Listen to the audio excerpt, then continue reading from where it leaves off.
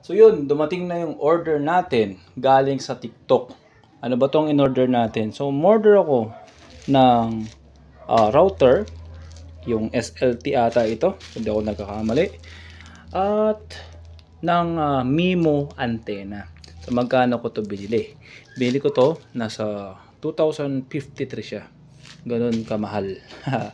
Pero yung purpose nitong ating gagawin na to, para susubukan natin kung mababypass natin yung 5 Mbps ng GOMO.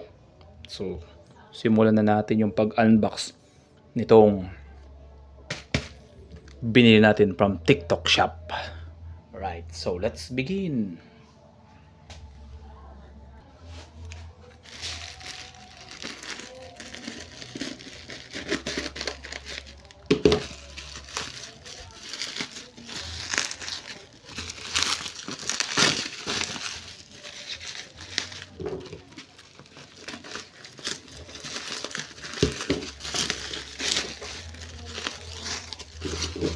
So ito, no?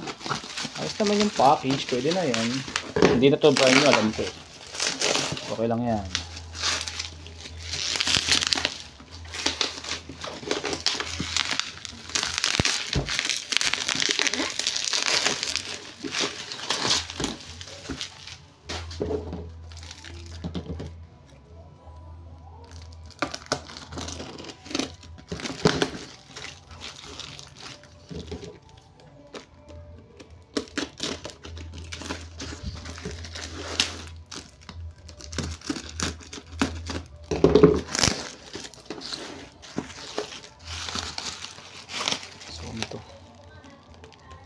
So, wala naman siguro to. Box lang.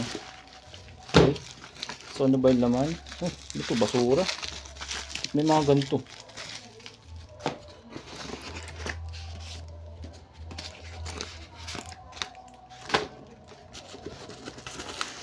Okay. So, ito. Ganito yung lumabas sa atin. Ito na mismong router. So, meron siyang username and password, admin. Ito siya. Medyo madumi na siya, tinanggal na yung nakalagay dito. Tingnan nyo naman, oh. Madumi na, no? May sticker, siguro dito nakalagay yung IMEI, ano model, etc. So, ibig sabihin, parang hirap na i-trace to. Ayan na, ito lang nakalagay. Siyempre, Globe at home prepaid wifi siya. Okay. So, yan. So, mayroon lang sticker dito, no? Tinanggal. Yung, siguro nakalagay doon yung, ano ba yung username, nung pag-access dito sa modem na to. So, buksan natin yung kabila. So, ito yung laman. Okay. Ito yung lagayan ng SIM card. Sana gumagana to, no? Pag di gumagana to, patay. Lugi tayo. Pero sige, unbox muna natin. So ito, may mga basura pa. Basura to pre. Basura to. Basura to So, kita mo naman yan. Lalagay pa yan dun sa package natin. Binayaran naman natin ang tama. Anyway, turuin natin to. Basa natin to. Siguro ito lang yung brand new. At sana meron siyang charger. Walang charger to. Walang power cable. Paano gagana to? Okay. Patay.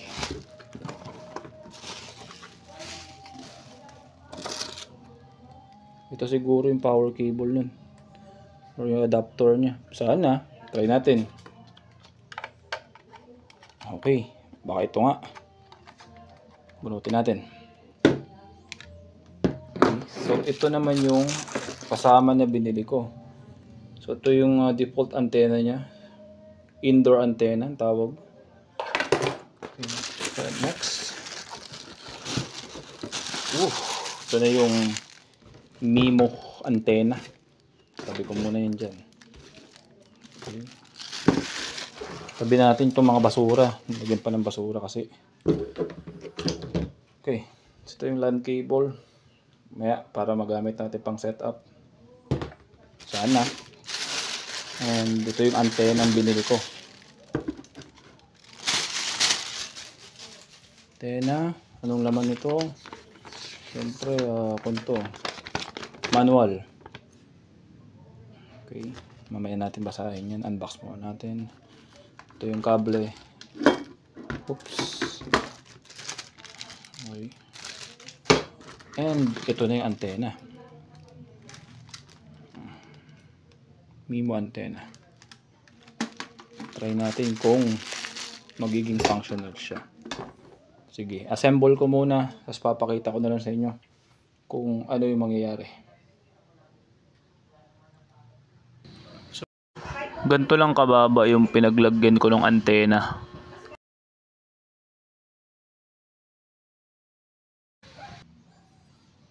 So ito, ilalagay ko na yung aking GOMO SIM. Ito yung GOMO SIM ko. So micro siya, napakaliit.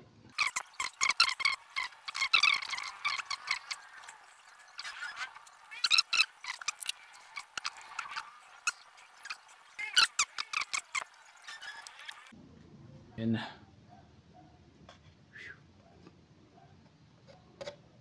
Yun, pasok na. Sarap na natin.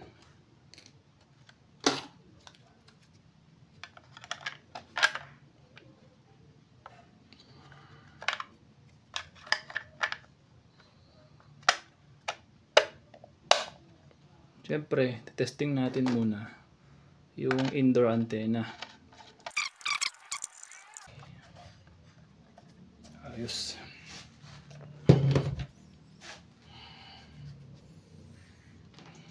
Kunin natin to.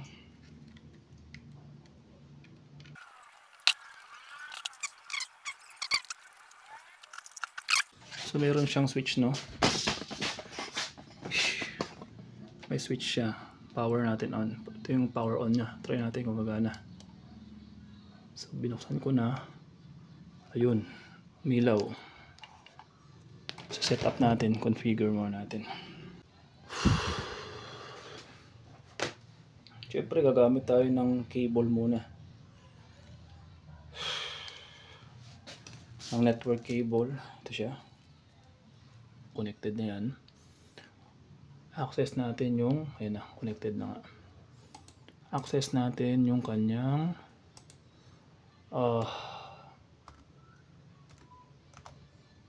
IP address, yung local host niya. So 192.168.1.1 standard lang yan. Enter natin para ma-access natin.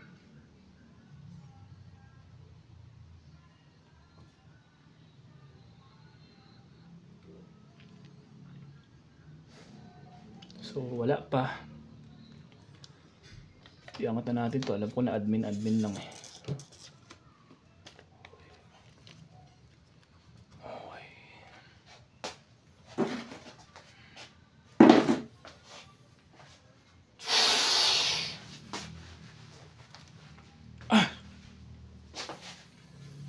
Ay. So yun, di makakonect. Hindi ko lang alam kung bakit di makakonect. So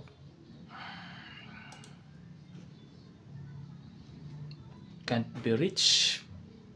Sabihin wala tayong connection or mali yung IP address na nakalagay dito. So IP config lang natin. And yes, sa mga nanonood at bibili ng gantong modem, hindi siya brand new ha, yung address dito ay mali. So ibig sabihin hindi ko ma-access yung local host. So gumamit ako ng CMD at chinek ko kung ano yung IP address natin using IP config. And lumabas dito ay 192.168.254.254 ang default gateway niya. So therefore, yun yung i-access natin. Kung lagay ko mo dito, mali yan. So try natin. Hindi nila na-reset. 254 .254. Yun yung default gateway. And ito na, connected na tayo dito sa dashboard. Okay.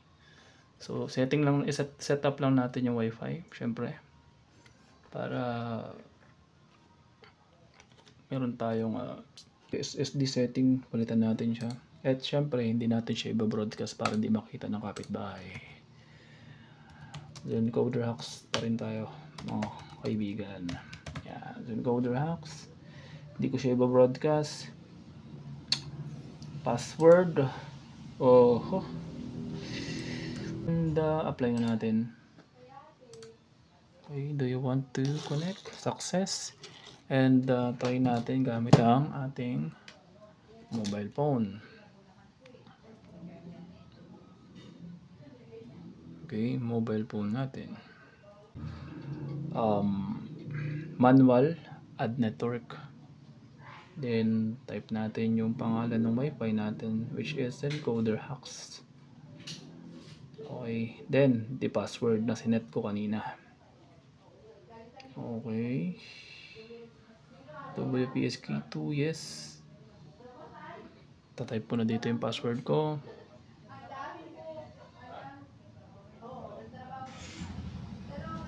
Join, connecting, and connected na tayo. So ibig sabihin gumagana na yung wifi natin gamit itong broadband natin, or broadband, tama, modem. Yan. So next thing to do is out tayo dito at check natin yung speed test natin. Speed test. Ayan. Check natin.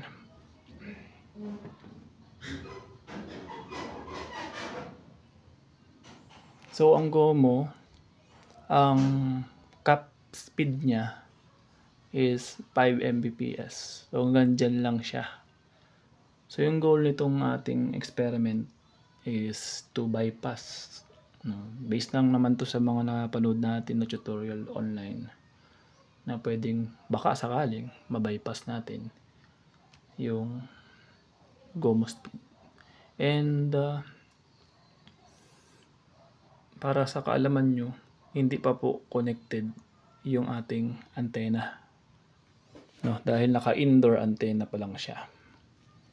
So yun, ganun pa rin, 4.59 yung speed niya without the antenna. Ito yung antenna natin. So gagawin ko, kukonek ko na to. Well, so connected na yung dalawang coaxial cable natin na connected dun sa ating antenna sa labas. Uy, ang dumi.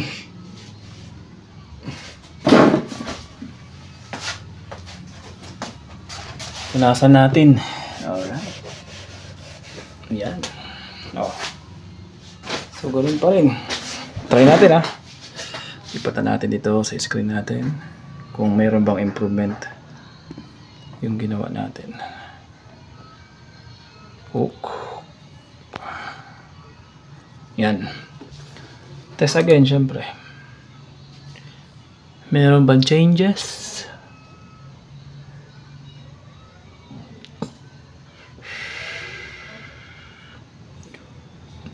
So tumaas yung tumaas yung signal bar. Mas maganda kapag merong outdoor. May outdoor antenna. Maganda siya. Mas mataas yung signal. And when it comes to speed test, bakit bumaba siya? Naging 0.17 yung download speed. Try natin cancel to. Refresh natin. Bakit kaya?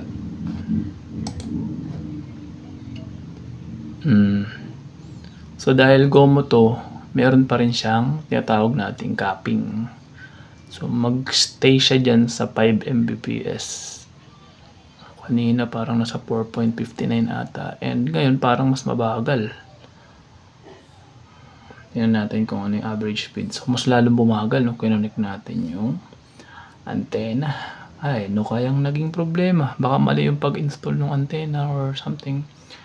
Kukonfigure lang natin yan. Pero based dito, tumaas yung signal. Diba? Tumaas yung signal strength. Okay. So next natin gagawin guys, download nyo tong IP tool network intelligence na to. So dahil na download ko na, okay na yan. I-open ko na lang. So para saan to? Gagamitin natin to para mag-hunt ng IP address. As of now, wala siyang IP. Public IP address. Dahil disconnected yung internet natin. Kung makikita nyo dito sa screen natin, disconnected siya. So ang gagawin ko, turn on ko lang. And syempre, itong ating connection, supposedly dapat mag-refresh to. Pero kung ayaw nyo mag-refresh, tayo na mag-refresh manually. Then, click natin may IP connectivity. Ayun. Guys, pag nakuha nyo yung 112 na IP address, gold na daw yan. Paano sinasabing gold na yan? Na-bypass mo na yung GOMO. Diba? So, ayoko muna makuha yung IP address na 112. So gusto ko muna yung regular speed. Ganito, balik natin. Zoom in ko na. At gagawin natin dito, setting, advanced setting, and band locking. Guys, nakita nyo, sa band 28 nakuha ko yung IP address na 112. Take note band 28. Pero ang bagal ng signal, ang baba. So gagawin ko, ilipat ko sa band 41 kasi alam ko ito yung malakas na signal. So click ko lang, tick ko lang itong band 41 then apply. So sana makuha ko pa rin yung mabagal para mayroon tayong comparison. So ito yung ating public IP address. Kasi iba yung pinapakita nitong router natin. Hindi natin siya ma-identify kung nasa 112 na yung public IP niya. Balik tayo sa home and connect natin.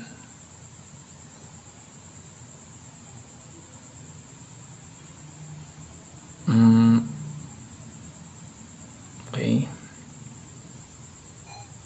So hindi siya nag-refresh, tayo na mag-refresh. Okay.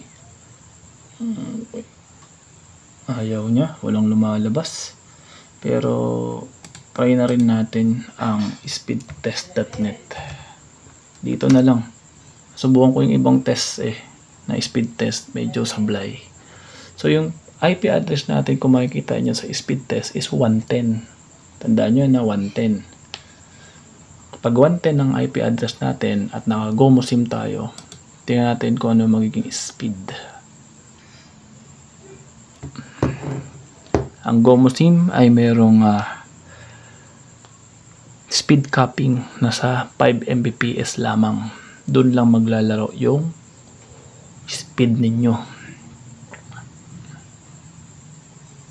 So dito parang lumagpas na ano. Okay. Pero syempre ang average niya is 6.4. Mabagal pa yan, di ba? Try natin hanapin yung 112 kanina ulit na IP address. Gamit yung technique na ginawa natin. 6.4. Sa tingin ko, parang may ano pa yan. Tsaka yung MS niya 53. Mataas pa yan. Okay? At 110 yung IP address. Now, mag-hunt tayo ng IP address. Punta tayo dito sa advanced setting and band locking pa rin tayo. So, kanina sa 28, no? Pero try natin band 41 baka sakaling lumabas. So, paano natin gagawin yun? So, disconnect lang. Disconnect. Then, connect. Yan. Then, check lang natin tong IP address natin dito sa cellphone natin. Back. IP connectivity. Tingnan natin kung connected tayo sa Wi-Fi. Okay, then encoder hacks connected. 110 pa rin. Kita nyo 110. hindi yun yung hinahanap natin IP address. Try natin mag-connect and disconnect ulit. Press. Connect, disconnect. Tingnan natin kung makukuha natin yung IP address na gusto natin na may 112. Kanina lumabas siya agad, nasa band 28. Ngayon, 110 pa rin. So, medyo nahihirapan tayo. So, change tayo ng band. So, paano yun? Advanced setting pa rin. Hanapin lang natin yung band locking. So, after nun, try natin yung band 40. Baka sakaling lumabas dyan. Pero tandaan nyo, nasa band 28 sa kanina yung IP address na yun. Okay. Tapos, connect natin ulit yung internet connection like that. 110 yung kanina, di ba? Kita nyo naman dito, cellphone. And try natin kung nakuha na natin yung IP address na gusto natin. So ngayon, nakita nyo, parang wala siyang nilabas na IP address disabled daw, NA, ibig sabihin hindi niya maalam kung ano yung public IP natin. So try natin mag-refresh dito sa speed test. Dito makikita natin kung ano yung nakuha niyang IP address, yung public IP. So yun, nakita nyo. According to this app, yung public IP niya NA. So may possibility 112 yung lumabas or yung NA. So para ma-verify natin na 112, pwede natin gamitin tong speed test para makita natin yung IP address niya. So as of now, 112, 198, 127, 136 ang kanyang IP address. And nung 110 ng kanyang IP address, nagsimula sa 110, nasa 6 yung average nung download speed. So try natin tong 112.